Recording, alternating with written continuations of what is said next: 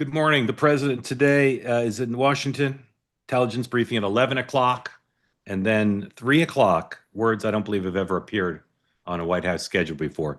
The president participates in a roundtable on Antifa, White House press pool.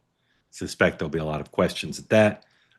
Vice President, no public schedule. The House remains out. Speaker Johnson, press conference at 10 a.m. Eastern time in the Rayburn Room.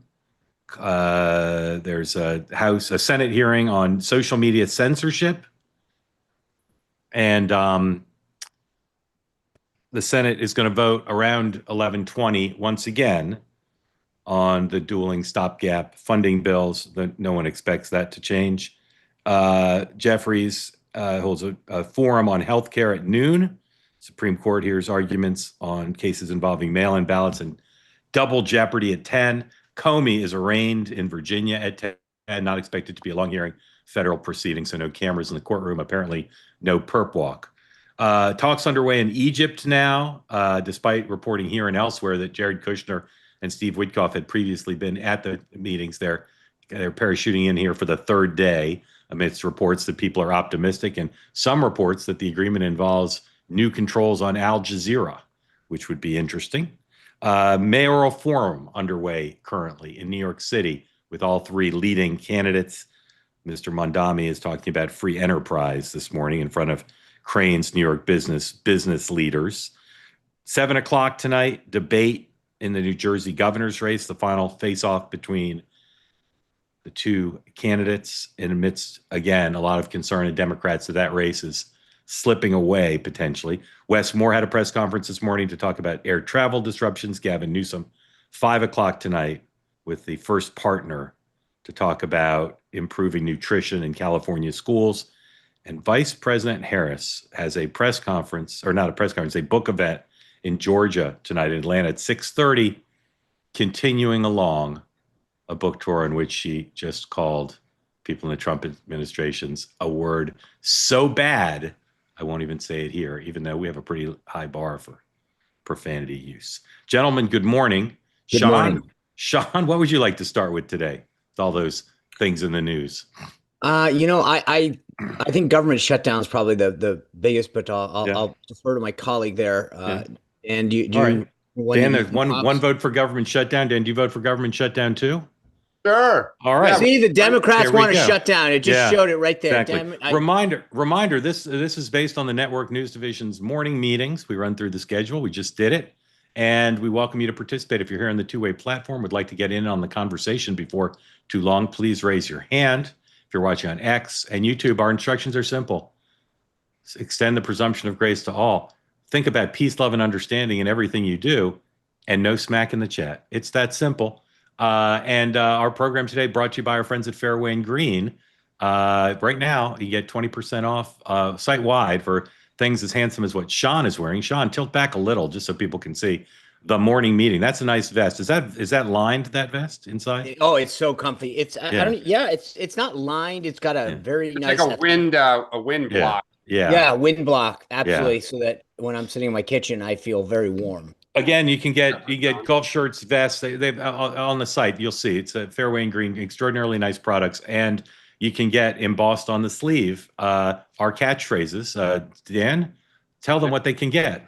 Peace, love, and understanding. Conversations like no other, and of course, no smack in the chat. No smack in the chat. Again, if you want to be well outfitted and feel like you're one step closer to Dan than you feel right now, the best way to do it, according to science, is to go to twoway.tv/fairway, and you'll see a link to go to the site and look at all the stuff. You can get the custom products like Sean and I are wearing, or you can just get their regular merch, which is all very, very nice. We recommend it.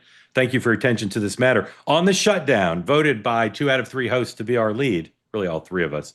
The president today, as I said, is doing this Antifa event, but we'll likely get questions about all manner of topics. Here's a Washington Post headline. 103, Trump threatens shutdown layoffs. So far, he hasn't followed through. The press is kind of turning a little bit towards favoring the Democrats, as they typically do in general, but also during shutdowns. Politico has a story suggesting that healthcare is breaking through for the Democrats. One person who's emphasizing healthcare, yet still and again, is Senator Schumer. The three of us could speculate quite accurately about the staff conversation that led up to Chuck Schumer making this video. It's several minutes long. We'll show you the top of it. You'll see echoes of the Bernie Sanders AOC video we showed you the other day. Ladies and gentlemen, the gentleman from Brooklyn, the Senate Minority Leader, Charles Chuck Schumer, on the shutdown. So now we're in a government shutdown. And you may be asking yourself, how the hell did we get here? Donald Trump and the Republican Party are hell-bent on taking healthcare away from 60 million people, closing community clinics, rural hospitals, nursing homes, all so they can keep giving tax breaks to their billionaire friends. It's a disgrace. So Democrats have 3 words for this. No fucking way. All right, it goes on. There's some real hot people in there. Schumer stands up Perot style at a chart and makes the case for health premium increases. Dan, we've been pretty hard on Schumer here as a messenger. How do you rate that video? Well, the video and the messenger, it's a little uncomfortable because it's like if your parents tried to go, make a video for the kids, so to speak. The message is actually pretty good. And I mean, I wouldn't curse. That's not my style. And I don't really think it's him. But I think the party does feel a little bit of wind at its back on this issue, whether it's right now or going into the midterm. So, as is often the case, Schumer's the last to climb on board and it looks totally inauthentic and clunky. But other than that, there is a good foundation to it. Yeah. Sean, do you think that your party's threatened by the message? Forget the execution of the video. The message of rising healthcare premiums, is that a political threat, either in the context of the shutdown or beyond? Sure. I mean, I think the average person recognizes when they're getting a notice. And again, remember who it is. So you've got most Americans get their health insurance through their employer. I'm well aware of this. I have a payroll to cover. So those costs are real to me and my company. And I think for people who run a company who are self-employed or a contractor, those are real costs. So absolutely, anything that affects your bottom line. I do think you can't decouple the messenger from the message. If it's not delivered well, then it's almost like it doesn't matter. It's like a bad marketing campaign for a product. If it doesn't sell well, then it doesn't matter. That was to say cringeworthy is an understatement. It's bad. And I also think beyond that, it's way over the top, right? So, and again, I don't mean to be giving free advice for the Democrats. It's just every hospital is going to close. You will never see a doctor again. First aid won't even be available. Band-Aids are going out of stock. I mean, it sounded so over the top that I don't think it's believable. And that's where, again, they're jumping the shark on this issue. And if they stuck to something more simple and easy, you're getting premiums, your costs are going up. Even if you don't, your employer is going to raise, and blah, blah, blah. It would have been simple and easy. They can't help themselves by go way too far because what he said is just patently false. Well, I think the challenge is the party. I keep saying this. The party is mimicking Trump now, right? I mean, whether it's the immigration conversation on healthcare, whether it's the idea of cities are hellscape war zones, the party's getting in on the game now, which is go big, go bold. It is shocking, his language. It is a little over the top. So it penetrates. It's punchy. We're talking about it, right? Sounds very familiar to Donald Trump. If you're talking about me, I'm winning. Well, the one thing I'll say is when you sent that around, Mark, this morning, it's the first time I've ever logged into Blue Sky. So that's right. It's called Blue Sky. Yeah, that's right. Yeah. But so I assume, or that his team is posting it to other platforms. But to me, that's very telling. You're really trying to just, to Dan's point, speak your base. I'll say, I only found out about that thing from one thing that came across my feed. I wonder how many people here watching us live saw that Schumer video, heard about it before we played it. My point is, I don't think they did a particularly good job of promoting it. Probably took him half a day. No, but I wonder if this is just him covering his left flank because he knows AOC is going to primary him and he'll lose. Well, there's still no reason to put it out there. I mean, I think it's more that he is so unsure of himself and unsure of what's happening that it's okay, the water's warm. I'm going to go in and do this, right? He's not the front. AOC is the front. AOC is unafraid. She's not poll testing it. She's not looking around the room to say, okay, what do you all, is this popular? Has anyone else done this yet? And that's his problem as the leader, is he's not leading. I want to ask you one. We'll talk more about the shutdown, I'm sure. I want to ask you one forward-looking question about yesterday's hearing with Pam Bondi. As usual, I just was appalled by the performance of the Democrats, not because some of the issues they raised weren't germane and serious, but they don't really seem to have any understanding of how to use a hearing to actually drive news in their direction. So if you two formed a political consulting firm, we'll call it ST Strategic Advisors. That's what ChatGPT put some thought into suggested. this. Well, Do we have a ChatGPT. website? Not yet. I've got a logo though. Also, the Turrentine Spicer Group, Spicer Turrentine Strategies. You like any of Go these? alphabetical. Atlas Strategies, Cloakroom Strategies, Pivot Point Partners. You I think like there is a Cloakroom strategy. Yeah, I think there is too. ChatGPT should have known that. Anyway, if you were you guys were a bipartisan firm, but you were consulting with the Democrats on the Judiciary Committee. What one piece of advice would you give them if they could turn the clock back and do that hearing over to get more out of it? And if they knew that Bondi was going to just come armed with opposition research, like what could they have done better? So I actually disagree with you a little bit, Mark. I think that it was not first off, no one watches these hearings, and it is the inside. I actually thought, because look, if Pam Bondi had dropped some of those zingers, like just one or two, but she went so personal back at every single person. I don't want to. I'm sorry. I don't want to deconstruct the hearing. I'm not going to. I'm just asking you what they could have done better. What could they have done better? That video of her doing that is going to end up in ads online. I thought it was not a good day for Pam Bondi. But I'm asking you what Democrats could have done better, not critique. No, Pam Bondi. I think she walked into the trap. Okay. All right. I disagree. All right. I mean, to answer your question, by the way, this is what you're asking is a fantastic question, because I remember when I went over and hosted my first TV program, they brought in this TV trainer and they said to me, think about who you like watching and what they do and what they do well. Right. And then let's try to and one of the things you realize that sometimes you think you do well, but you don't, is ask questions. And I've talked to you about this, Mark, in the past. Like when Mark Halperin asks you a question, he knows where he wants to take you. And I felt like yesterday's questions, they were not narrow in scope.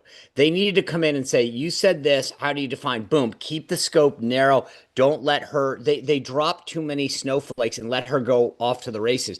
They needed to keep that tighter. They needed to keep the questions narrow. Here's what you said. Here's what you did. Boom. Instead, Blumenthal goes on this thing and she just took the bait and went hard at him. And also he should have pushed back. Senator Pam or Attorney General Bondi, blah, blah, blah, blah, blah. Simple question. I'm not accusing you of anything. This is like, did you order the code red? But yes, I think the challenge, Sean, is to take your media training analogy in a different direction. One of the things you tell a political candidate is you're not talking to the interviewer, you're talking to the audience that you're trying to reach. Hold on 1 second. Hold on. Just throw up CNN, please, while Dan talks. Go ahead, Dan. Okay. So she was talking to an audience of one, and she was talking to a network of one. And so everything was a snark attack. They could have asked her, what do you think of Jesus Christ? And she would have said, sir, you once said Jesus Christ is, the worst thing ever. It was all the middle finger. And I think I keep saying this, it's beginning to look bad for them. You can't do this all the time, every day, and think that you're going to win the middle of the country. I thought it was a bad day for her. I don't disagree with your analysis on that in terms of winning the country, but that's not who you're trying to win right now. And she's trying to win one person. Right. All right, guys, we're moving off this. Moving off. Got too much to get to. There's the stakeout for Comey's arrival for the 10 o'clock arraignment. They brought in 2 prosecutors from North Carolina to handle the case. The president, I think, finally understands that the more he talks about the case, the more likely it is to be thrown out.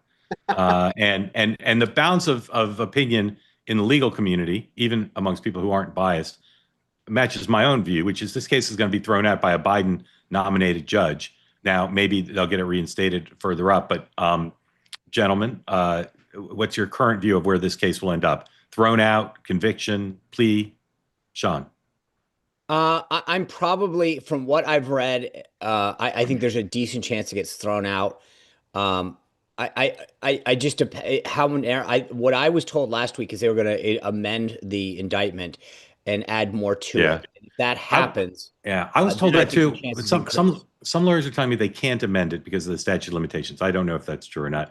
But Sean, even with a revised indictment, you still think most likely is Yeah, it's well, thrown. again, what I was told is that it was going to be revised, be more robust, really focus Yeah. on specific complaints. If that occurred or Yeah. occurs, then my chances for some kind of narrow deal. Again, they don't. This isn't about sending him to jail. It's about getting an ink stain on his record. Yeah.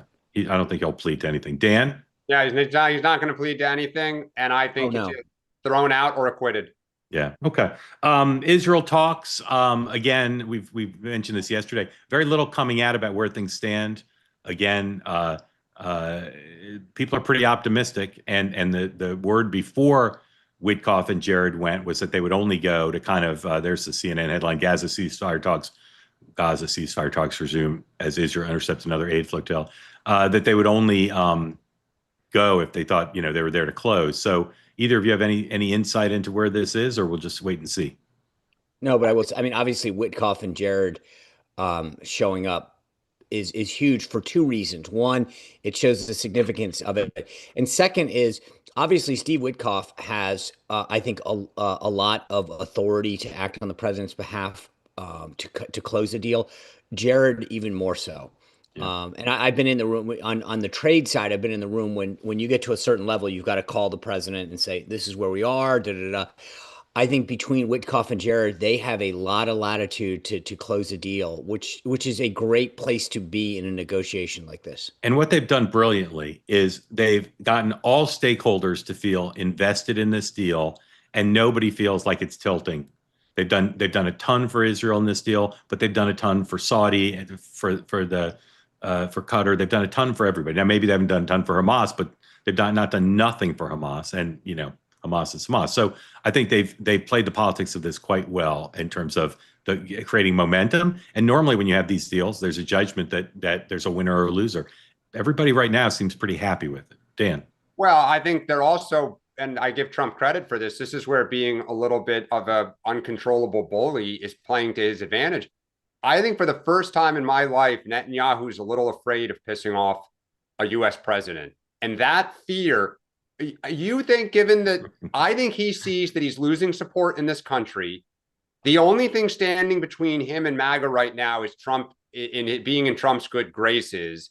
And I think he knows that if he pisses Trump off and Trump truly does kind of say, you know what, like, go, good luck. The world's going to keep condemning you. The French and everyone are going to recognize your opponents. You have no friend. Like, you're going to win the battle and lose the war. I withdraw my head shake. That was very compelling. And I will say again, Trump's move on Ukraine, where he said, "I think you guys can win. Good luck, you in Europe," was initially read as he's supporting Ukraine and thinks they can win. And of course now everybody realizes really more, we've washed our hands of this. Good luck in your senior year. And I think that has a carryover to Israel, where Netanyahu, as Dan just suggested, realizes Trump could walk away and say, I'm done spending time on this. And that would leave Israel very isolated under the circumstances. I'm not sure Trump, too, if they walk away and Netanyahu blew this up and Netanyahu asked for another $50 billion in arms, if Trump said F you, I agree. Aren't going to provide it. And Young MAGA is not going to provide it. And and the left isn't going to provide it either. Democratic Party. So I would love to interview Bibi about the public opinion polls and about Charlie Kirk's memo to him, because they really have screwed this up from a American support point of view. All right, big day tomorrow in the Trump deployments, particularly in Oregon and Chicago. In Chicago, the district court hearing is tomorrow to make an initial ruling on whether these deployments are, as we say in Chicago, kosher. And then the Court of Appeals is hearing the appellate having an appellate argument on the district court ruling there. So I don't know. We never know if there could be rulings from the bench or quick decisions, or we could end up waiting weeks for decisions. But for now, yesterday, a group of administration officials were in Portland. Today, yesterday and today, I believe, folks are in Chicago. Here is the Deputy Attorney General, Todd Blanche, on Fox and Friends talking about all of this. And it's something that the reason why Director Patel and I were in Chicago yesterday was to address the leadership, that the federal law enforcement leadership that's doing everything they can on the ground to stop it. But we have organized efforts by domestic terrorists, and that's what they are, to do things like box in law enforcement's cars where they can't even move. And as we know from arrests that were made this weekend, some of these men and women that are boxing in these federal law enforcement officers are armed with heavy machinery. And so this is not a peaceful protest. And when those words are used, it's a shameful, because what we have going on right now is literally domestic terrorism in Chicago. Sean, my view now is that unless there's an unfortunate incident where a federal official, military, active duty military or guard kills someone, or something really dramatic that's caught on camera, that this is all just preliminary action. We wait for the courts to adjudicate it. What do you think of that point of view? I think that's fair. I will say again, we've talked about this before. The reporting on this is one big blob, right? Trump sending troops, and this is where what we've talked about in the past matters. There's a difference. Federal agents, they're called 1811s. They are federally sworn law enforcement agents. They have authority. They can go wherever they want in the United States. Full stop, no, any day they want, right? So sending ICE or CBP or FBI isn't an issue. It's 100% allowed under current law, the same way you would surge for any other law enforcement activity. The National Guard, as we've discussed, is a different beast. And I think one of the things that we've seen since the ruling in Los Angeles is the scope of what they're being told to do, which is to guard federal assets. I think the court is going to look favorably on, because they've recognized what the court has said in the past. So again, I think the big distinction on reporting that generally is coming out now is it's a big blob. Trump sending people to Chicago, Trump sending to Portland, and not understanding the nuance of who he's sending where to do what. That's where I think the courts are going to come in and do things in a very narrow sort of surgical way that may rule for him or against him, but not affect the totality going forward. Totally agree. Dan. I don't disagree with the substance of what you're saying, but I think politically he's entering a danger zone. I think it is look, when he went into Washington and we talked about it was so unique, right? There's crime. Most people in DC said, in their polls and surveys said there's crime, and we're trying to make it safer, period, right? Carjackings and murders were being cited as declining. It didn't happen week over week. In Portland and Chicago, it's a little more amorphous. It's like, well, there's a crime problem and there's a homeless problem, but they're there for immigration. But then they're not yet moving on immigration. So we're amassing force and you're protesting force. So we need more, force. And I think they're beginning to run the risk of losing the general public support that doesn't pay a lot of attention to this stuff, that is okay with Trump in theory trying to crack down on crime. They support immigration kind of broadly, but they're looking at this increasingly kind of like this is getting out of control. I say with respect, you could theoretically be right, but I see no indication that that's happening. Well, actually, I would disagree, Mark. On every single poll, his immigration numbers are coming down dramatically. Yeah, and he's underwater. But I don't know that's because, I don't know if it's because of this though. Well, then what would it be for that's in the news that would drive the average person? Oh, I think it's the deportation of people who are not, who haven't committed other crimes. It's all of it. I think it's one big thing that you're out of control. It would take a lot of data to convince me that putting military force on the ground with the intent of dealing with immigration or protecting ICE or restoring order is going to be net unpopular. It'd take a lot of data to convince me that would be net. Well, I'll flip it. I want to see data that it's net popular because his trend lines have been in one direction. Just going back to my other point, I will say there is a danger here in how this is being perceived, because using National Guard for state duties, as we've discussed in the past, I know it's nuanced, but it's also doing some reputational damage. The idea we're not sending active duty military. These are not federal. This is not the Army. This is not the Marine Corps. These are active duty folks that are under the governor's auspices that the president is calling up. Again, I know that sounds nuanced, but reputationally, Dan, I'm actually kind of agreeing with you.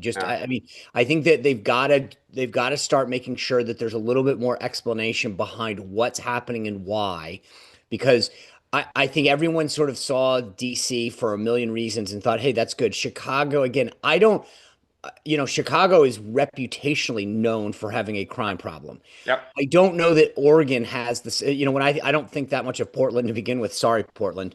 But I just have never known there's Well, a real big. wait till you see what the president says about Portland and Antifa today at his 3 o'clock. All right. Well, Yeah, that's, but you know what though, Mark? Overarching all of this has been the stories that are. Here was the Wall Street Journal over the weekend. Trump does not want to talk about the economy and healthcare, and it said he wants to talk about immigration and crime because he thinks that's a better thing.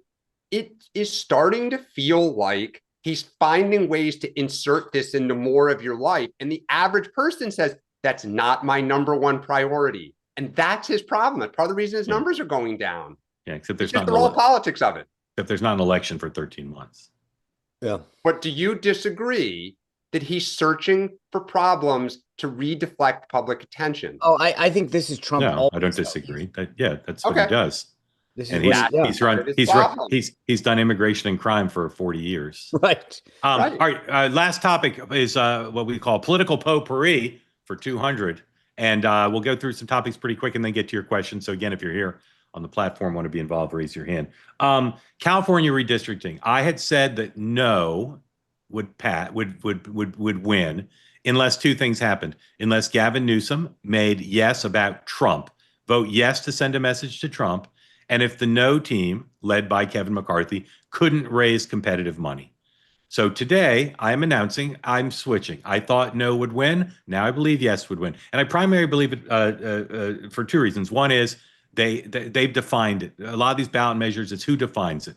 In Austin, Texas, once they're trying to build light rail, and no won. And they won because they came up with the best slogan ever for a ballot measure: cost too much, does too little. That's how they defined it. Not reduce traffic, not save the environment.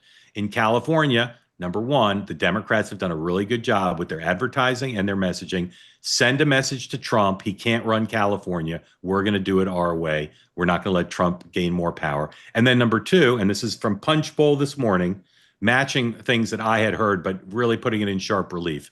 Put up 111A. There are two people raising money for no. Mr. Munger, who spent money in the past, but then Kevin McCarthy. And here's what Punch Bowl reports.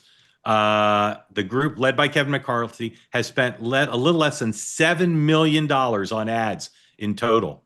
It slashed its spending from $4 million last week to less than $2 million this week so far. That's on TV ads, which is all really that matters in California. Privately, many Republicans believe it's growing more likely that Prop 50 will pass.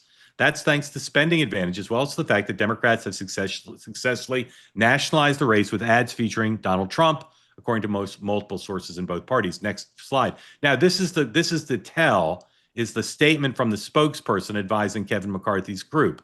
Fundraising for the anti-Prop 50 effort isn't going as well as hoped. Republicans in Washington are privately miffed that McCarthy said he planned to raise $100 million, but has spent less than $7 so far on ads. McCarthy's group said in a statement, quote, "It is continuing to invest the necessary resources to run a data-driven campaign that can reach key voters efficiently with available resources." Quote, "No amount of campaign cash, clever spin, or all caps post can hide the truth. Prop 15, blah, blah, blah." Sean, what are the weasel words and the tells in that statement that lead you to believe that the McCarthy people basically know it's over? The whole first sentence: no amount of cash, clever spin, or all caps. I mean, listen, I will say this. I had a meeting with a bunch of California politicos a couple days ago from up and down the coast, and they were they thought that they were on the verge of this going over the top, meaning that the whole goal is to keep it under 50. It's polling at just below 50. So if it were held today, maybe not. But I agree with you. I think the momentum, that this is a low propensity, low turnout thing. It's the only thing on the California ballot, right? Nothing else on the ballot. And Dems have the message right now. And so they've got the momentum. And I agree with you. Look, I will say reputationally, I know Charles Munger's been very helpful as far as what I was told in terms of the money and the support that he's got. He cares about this personally, as does Schwarzenegger, because they put a lot of time and effort into this and they believe in it institutionally. But I got to say, on a reputational issue, McCarthy's got a problem here. Because you go out, you throw a splashy number, and as all of us know, you under promise and over deliver. And he comes out and says $100 million, and then you say, "Oh, we've raised 7 and we're slashing." Yeah. That's a problem. Dan, explain as a veteran fundraiser how hard it is to raise money following Haley Barbour's dictum in politics: good gets better and bad gets worse. It's really hard once the momentum starts going the other way, because people want to be with the winner, and a lot of people who have money are pretty intelligent and don't want to throw good money, good money after bad. And so you need incredibly committed people who can see through the trees to a path to victory. And I'm with you, Mark. I thought this would fail. It's traditionally very hard to break through in California. It's a big state. They're very finicky about stuff. But we also have to add that if this is successful, boy, does Gavin Newsom look like he is the winner in 2025. What a year. And one of the many benefits of a victory for him is, imagine how many names he now has, additional names he has in his fundraising email address to raise money for a presidential campaign. Well, again, people want to be with the winner. And let me just, but the bigger issue beyond that, I agree with everything. I think this, I hate to say it, this would be a big win for Newsom, right? Politically, but it's also a huge loss for us. We have a net of 5 seats in Texas. This would pretty much, and here's the problem, and this is where, again, the data matters. You not only wash it by getting 5 additional seats, but you take a bunch of potentially toss-up seats and put them further into the blue column. That takes a lot of money off the table going forward. And then you're looking at pickups, 2 potentially in Missouri, 2 potentially in Indiana, a couple in Florida. So just to get back the 5 that you wanted, and this is what I said when Texas did this, we would have gotten 2, probably 3 anyway. By doing this, if this washes out those 5, then the whole net thing of doing this is problematic. It's a huge thing. And of course, it makes it harder for California to ever be a purple state again. Because of all sorts of factors, including wiping out a bunch of House members. All right, New Jersey governor's race tonight. There's the final debate. Here's my question for you guys. Just one question. We'll go quick through 2 more topics, then play one funny video. Why aren't the Democrats going hard or negative after the Republican nominee? Like, I don't see any negative frame on that guy as he's risen up. Why is that, Dan? That's a great question, Mark. And he's run before, too. So at the Oppo file, and I'm just going to have a generalization. Most politicians in Jersey have some dirt under their fingernails. Sure, yeah. What are you talking about? Dirt or worse. The clean ones only have the dirt. I'm just amazed. Like, maybe there's negative stuff happening, like in mail and stuff. I'm sure there is. But I just don't hear her ever, when she's on camera, I never hear her going after him. I just hear her defending herself poorly. So we'll see what happens in the debate tonight. By the way, if you're listening and you're from New Jersey and have mail, please at some point raise your hand. Send us a PDF. Send us a PDF. Yeah. Another win for Chuck Schumer, a recruitment in Maine of Governor Mills to run for the Senate seat against the Don Quixote effort to beat Susan Collins. It could happen this time. I'm not sure she's going to get through the primary. I'm sure she's done a ton of polling. But Dan, she's running against several candidates, including 2 populist blue-collar Democrats who aren't going to quit the race. How does she navigate the populist piece of this to win that nomination? I am going to be so curious about that, because you have 2 states now, Maine and Michigan, where you have the full spectrum. You have a Bernie Sanders inspired left young candidate. You have kind of a conservative or middle of the road Democrat backed by the DSCC, recruited by the DSCC, and Chuck Schumer. And then you have kind of someone who's in between them. And this is where I think you look at Bernie Sanders, you look at AOC, you look at Elizabeth Warren. Schumer has spent so much effort to appease them and keep them in the tent that I have to wonder what the party is now doing to try to navigate this. Because one thing Schumer has done historically is navigated these primaries really, really well. And I think about Pennsylvania with Bob Casey back in 2006. He was kind of, pro-life. They found a way to kind of grease the wheel to get him through. Because I look at it as a Democrat now, we have a candidate in Maine, we have a candidate in North Carolina, and we have a candidate in Ohio. You need 4 seats. I'm not saying we're going to win all 3, But what happened in 2006 was very late. You got Jim Webb in Virginia against George Allen. A race broke late as momentum built, and it was the final one. It was all we needed was 6. You see a path now. It's still a long shot. 20%, 10%, whatever. But you can't kind of walk or can't run until you walk. And this is a huge step. Now you're one away. Yeah, I just got to say, look, you mentioned this. There's an age issue, there's a money issue, there's a populist issue. Janet Mills, and if I recall, at least most New England states have late primaries, like August, September.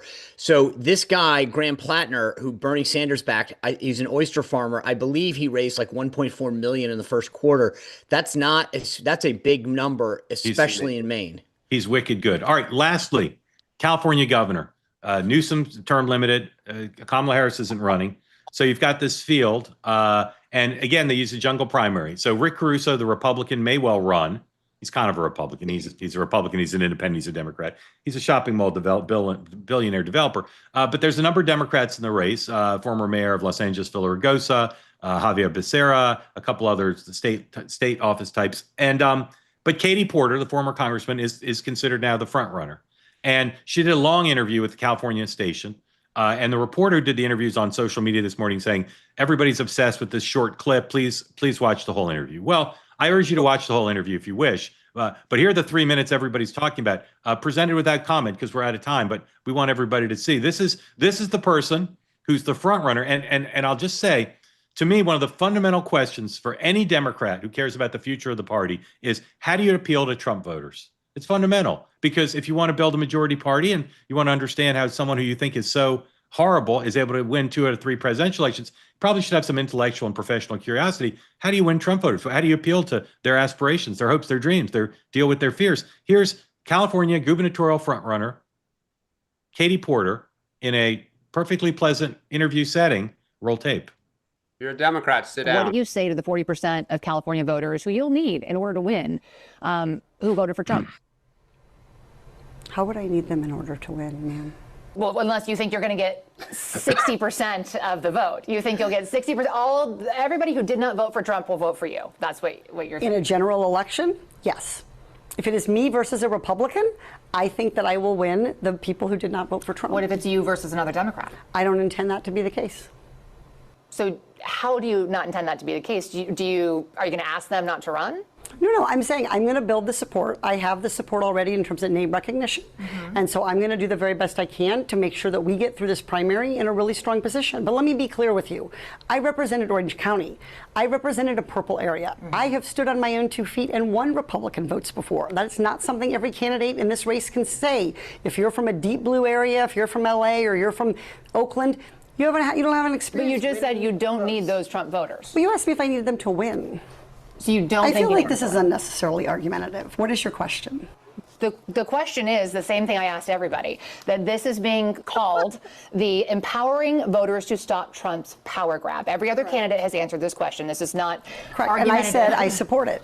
So, and the question is, what do you say to the 40% of voters who voted for Trump? Oh, I'm happy to say that. It's the do you need them to win part that I don't understand. I'm happy to answer the question as you have it written, and I'll answer it. And we've also asked the other candidates, do you think you need any of those 40% of California voters to win? And you're saying, no, you don't. No, I'm saying I'm going to try to win every vote I can.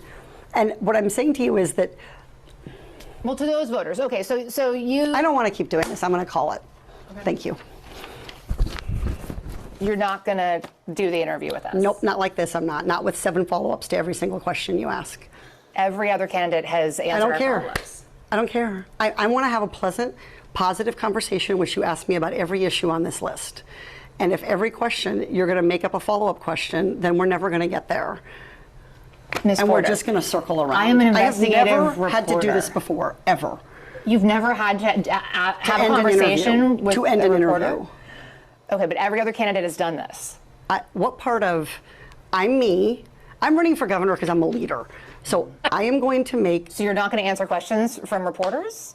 Okay, why don't we go through? I will continue to ask follow-up questions because that's my job as a journalist, but I will go through and ask these, and if you don't want to answer, you don't want to answer.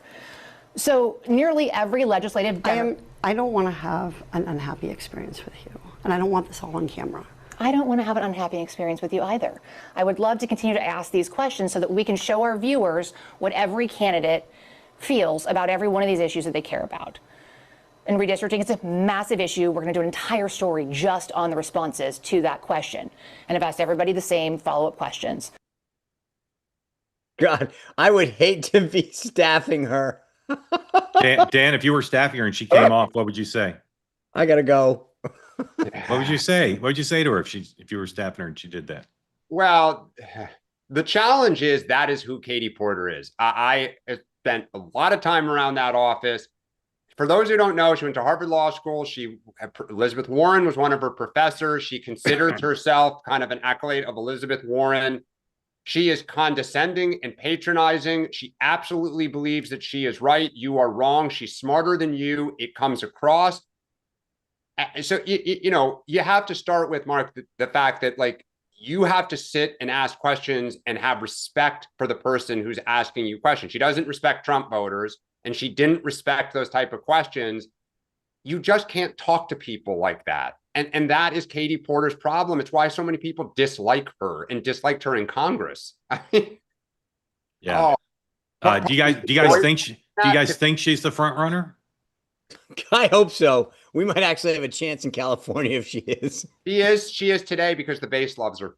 Yeah. Yep. But can I do that? First of all, the funny part about this is that, I mean, to Dan's point, it was just the funniest, like, some of the media part of it was bad, but like Katie Porter wasn't wrong on the math. Yeah, of course. But to the way she phrased it, just say, gosh, you know what? I think I can win, but her Orange County point was well taken. She comes across as such an arrogant, unlikable person. And by the way, the idea of we don't need this on camera. I mean, and the reporter basically, like, here are the questions. I mean, that doesn't look good on anybody, by the way. No. James and Susan, welcome in. Again, we always give preferential treatment to people with babies, animals, or couples. So just so you know, that's how the game works. Susan, James, welcome. Thank you for being part of Two-Way. Tell folks who don't know where you are and what's on your mind for Sean and Dan and the ghost of Katie Porter. All right. Good morning. I'm James. I'm here with my lovely wife, Susan. We're in Washington State.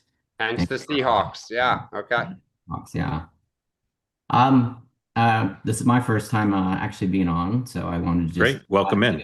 Thank you for your channel or for the work you guys are doing. Really appreciate it. I hope it catches on and that there's more of it. So both sides of the spectrum talking nicely to one another. It's a crazy concept, but it might work. So, it might work. We'll see. If there's a market for it, we've got it cornered. So we're feeling pretty good about that. But thank you for your kind words. Okay.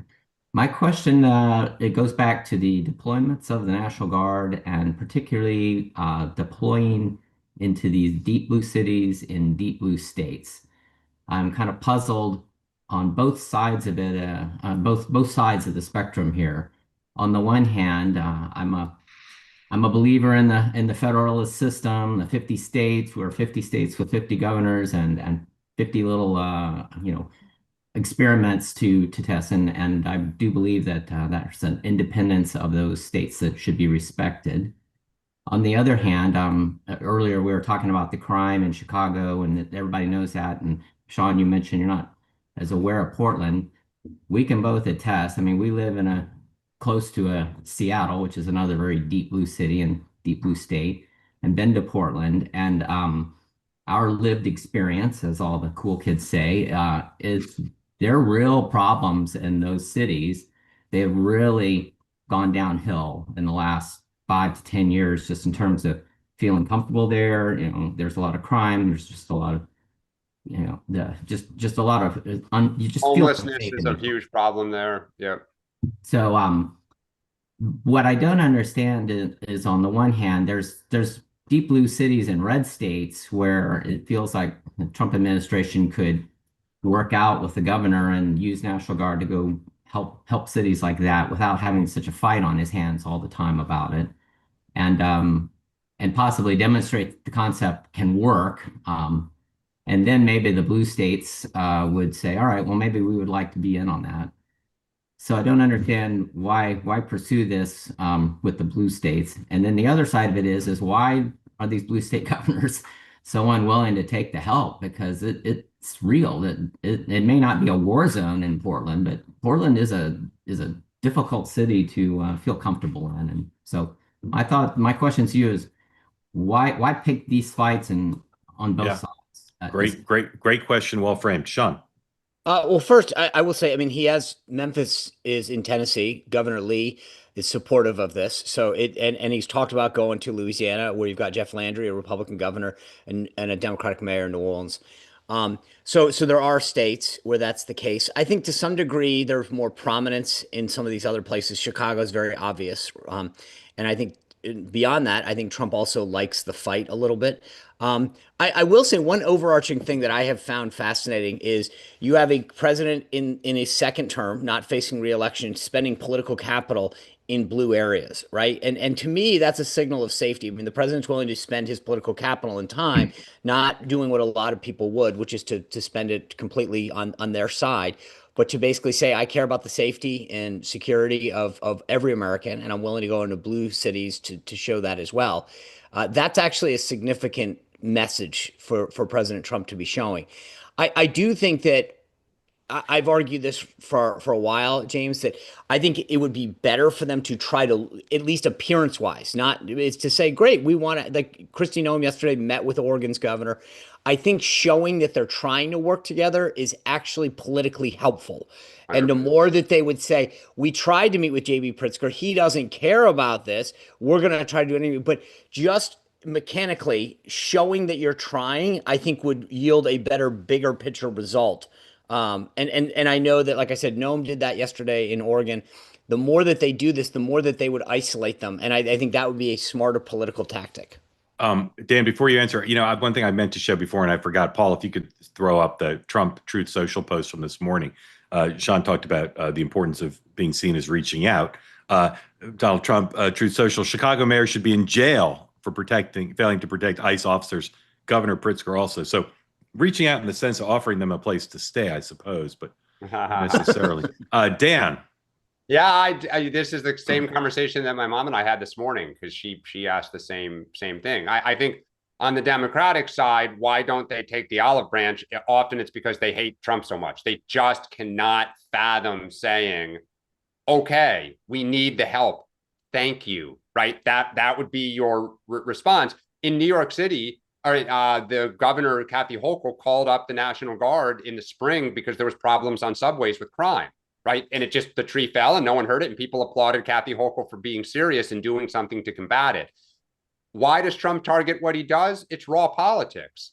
Like, he loves that JB Pritzker is thinking of running for president. He's a great foil. Why is he picking on Portland? Like, of all the cities in the country? Because in 2020, that was ground zero for some of the George Floyd stuff, the attacks on the federal building, the social unrest. And he hated that happened on his watch. Right. So part of his revenge tour is, I'm coming for you guys now. You're the poster child. I agree with you. I've spent a lot of time in Portland.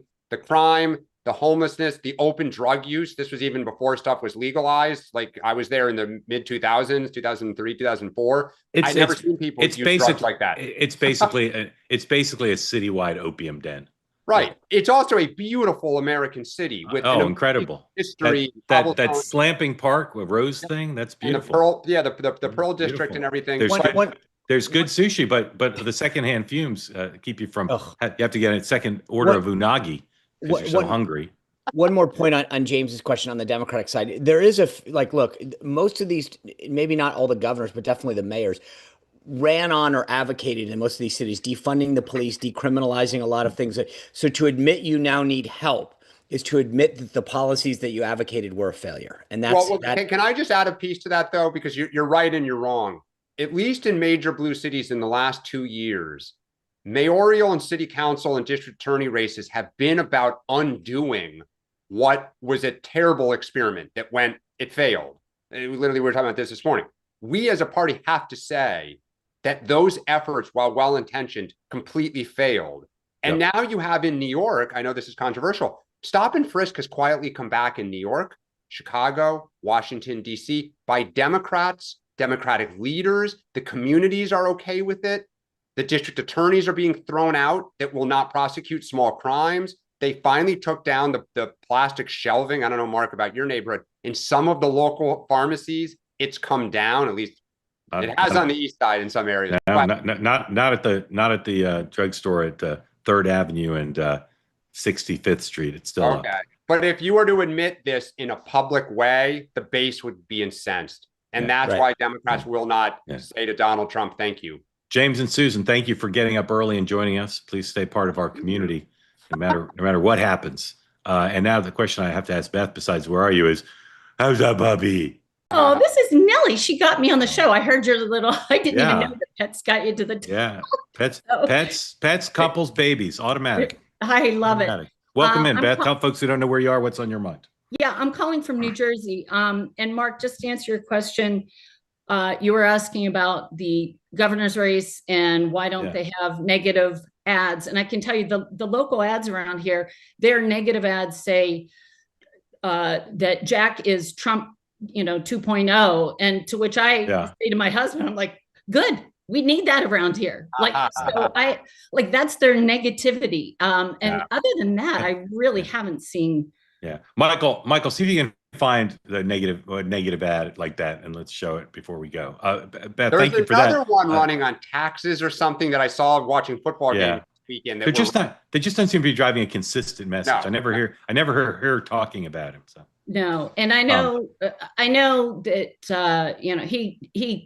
Trump came very close to, by New Jersey standards, to winning the president. So whatever.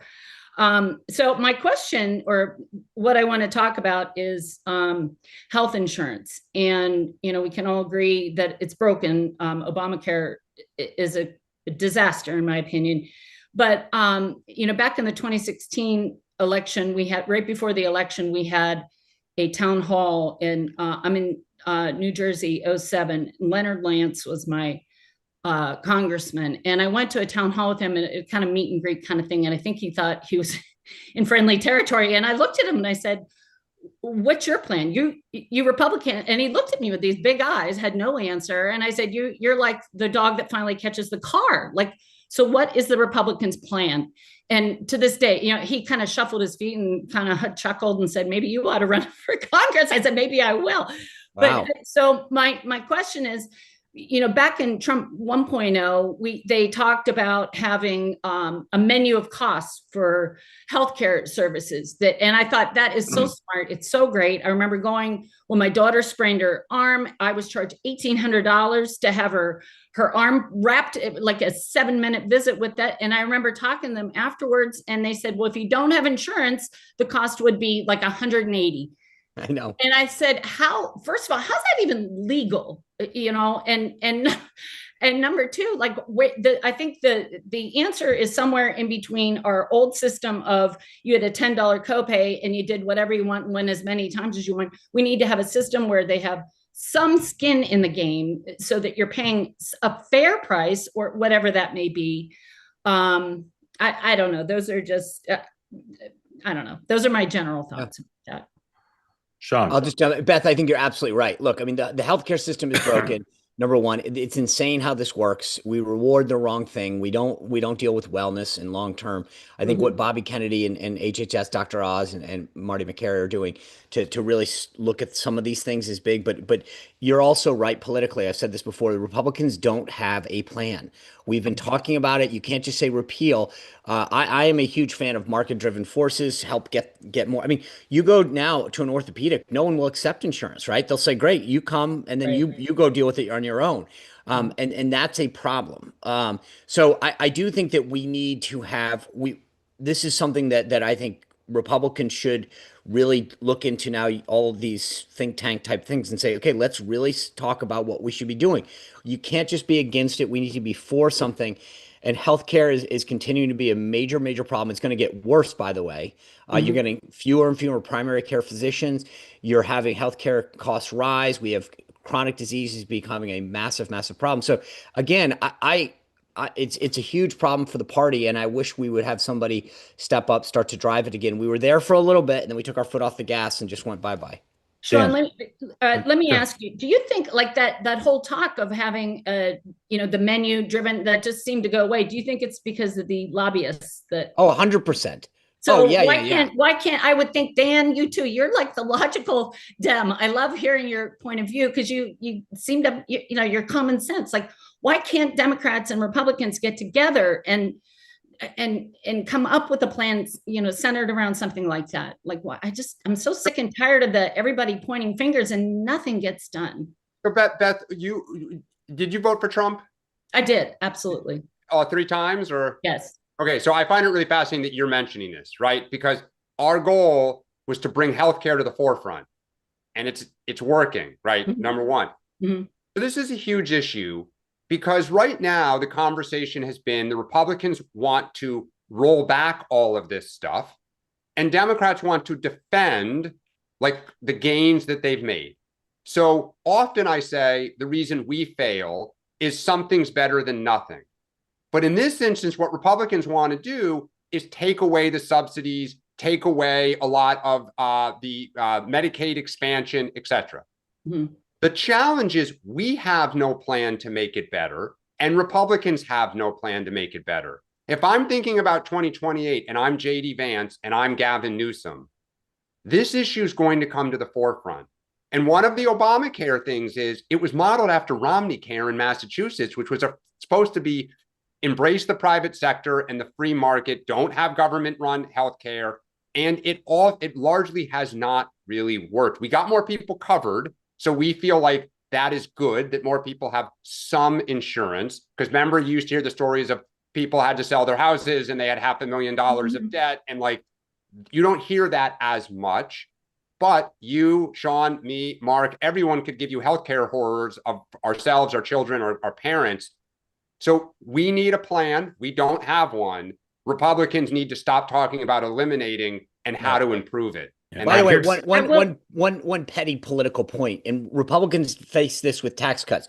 When you pass stuff that has a window, 5 years, 7 years, 2 years, you own that. And the Republicans dealt with this with tax cuts. We passed it during the first Trump, and then we had to realize we got lucky that Trump got reelected when he did, so we could make them permanent.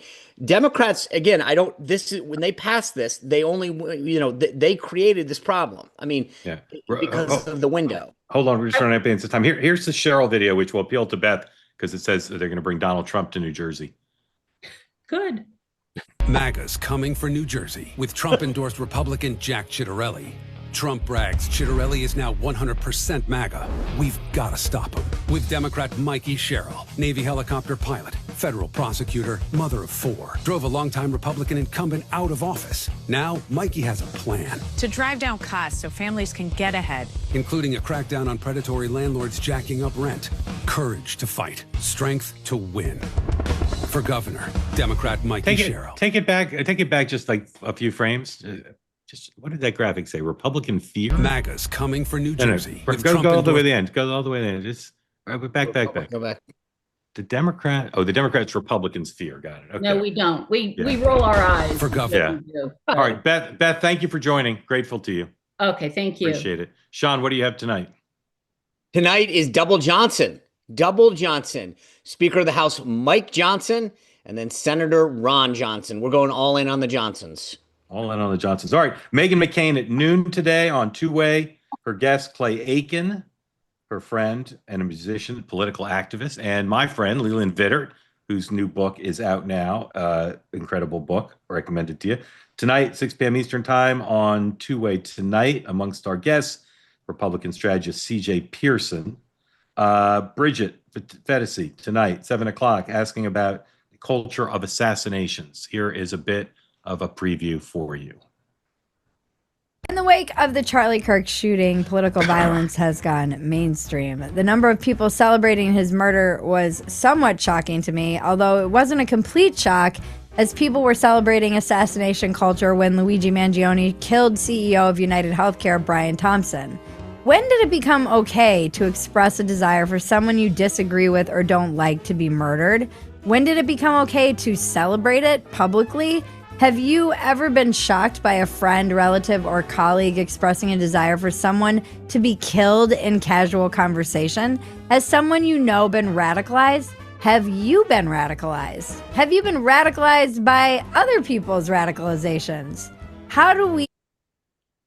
All right. That's tonight, 7 o'clock. Bridget, remember this program available as a podcast. If you like it, perhaps you watch it on YouTube or on X or here on the two-way platform. But if you miss an episode or you want to go back and say, wait, did Dan really say that? Dan really say that? I got to make sure. It's available a podcast on all the podcast platforms, Apple and Spotify and wherever you get your podcasts. And again, we'll see you in 24 hours or 23 hours right here. Gentlemen, closing remarks? Just congratulations to Sean on being promoted to a naval captain. It was a beautiful ceremony. Well done. Secretary of War had beautiful remarks. Congrats, Sean. Thanks, brother. Appreciate it. Thank you, guys. I thought you were going to be made Deputy Secretary of War. I thought that was going to be. You never know. Next step. Congratulations. Thank you all for being part of Two Way. We will see you tomorrow, 9 a.m. Eastern Time. Great picture.